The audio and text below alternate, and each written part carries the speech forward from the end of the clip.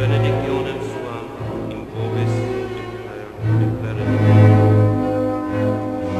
Quod Deus volunte.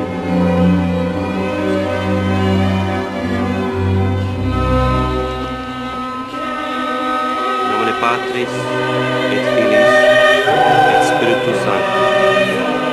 Amen.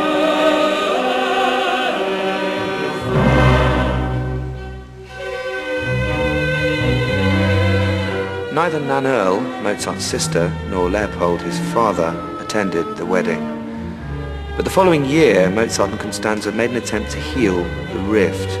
Mozart wrote to his father promising to visit Salzburg and also inviting him and his sister to the premiere of his Great Mass in C minor, a work he'd written for Constanza. My dearest father, about my moral commitment, yes, that's quite correct. I made the promise in my heart and I hope to keep it. And as proof, I have the score of half a mass that is lying here waiting to be finished. The promise was a pact Mozart had made with God. Before they married, Constanza had been very ill, and he vowed that if she recovered and married him, he'd write a mass in thanks. And the sublime composition he produced is one of the greatest religious works he ever wrote.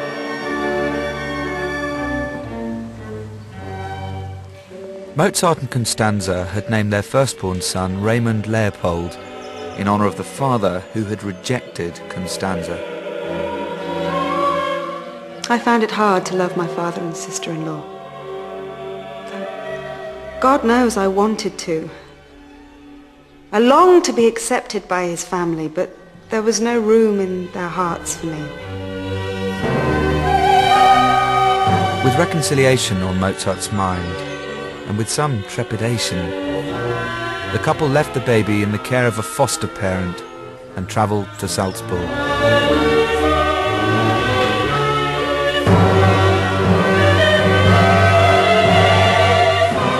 My dearest sister, I hope you will not be offended by this step which I am taking solely from a sincere longing to communicate with a person who, though unknown to me, is yet very precious, as she bears the name of Mozart. I esteem you most highly as the sister of such an excellent brother, and I love you, and even venture to ask for your friendship. May I in exchange offer you mine? I trust you will accept it. And please tell your papa that I kiss his hand. Perhaps Mozart hoped the Mass would act like a kind of peace offering for his family. He seemed to be saying, social status, money, these things may be important to you, but they don't matter to me. This is the woman I love.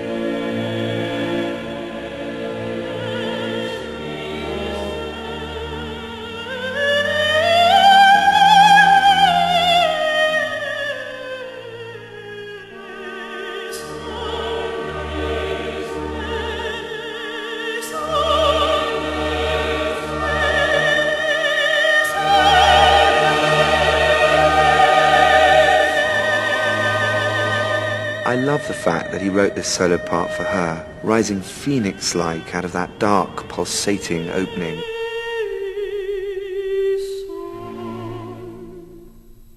It starts in C minor, outwardly a very tragic key, but somehow here it's not sad. It has tremendous life force.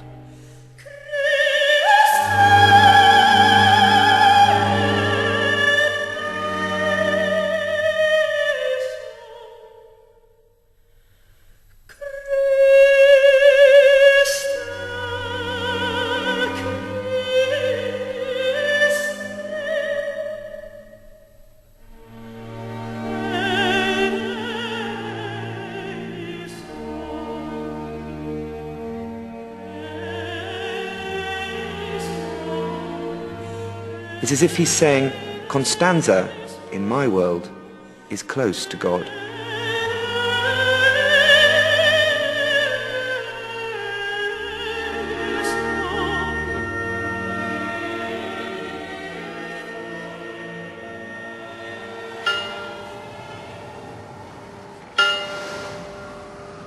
Mozart never completed the Mass, perhaps symbolizing the failure of the reconciliation between Constanza and his family. And while they were in Salzburg, they received tragic news. During their absence, baby Raymond Leopold had died. Over the next 5 years, Wolfgang and Constanza saw his father only once more. The rift never healed.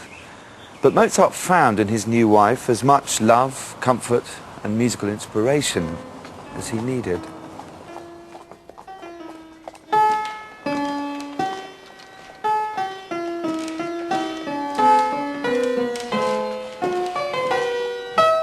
I don't think the Mozart family ever believed that my sister was their equal.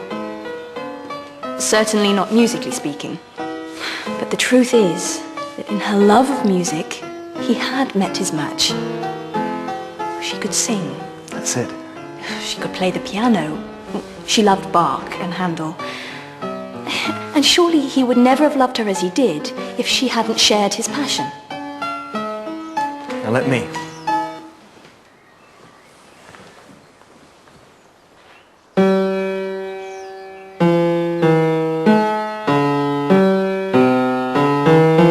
Mozart had studied fugue as a child, but it was Constanza's passion for the form that reignited his.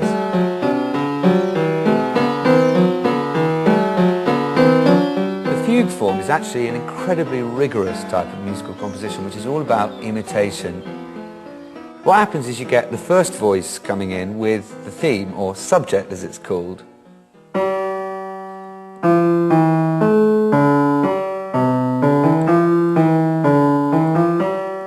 At that point, the second voice comes in with the answer, which is actually exactly the same as the subject, but either pitched a fifth higher or a fourth lower.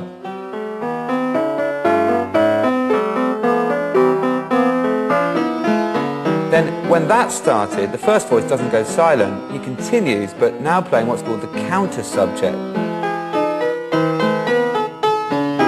Like a form of very high mathematics, but of course it's even more than that, because it's not enough just to obey the rules. You've got to make really convincing music at the same time.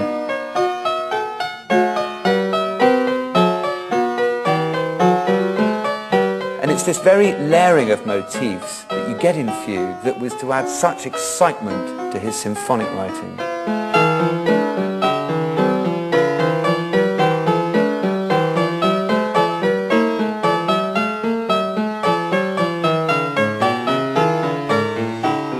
He was keen to impress on us that Constanza was behind this newly awakened love of fugue.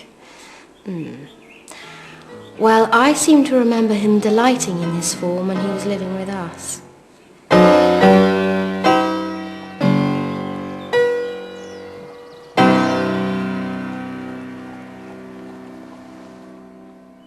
I wonder if she ever realized that despite my brother's brilliance, he really was a child.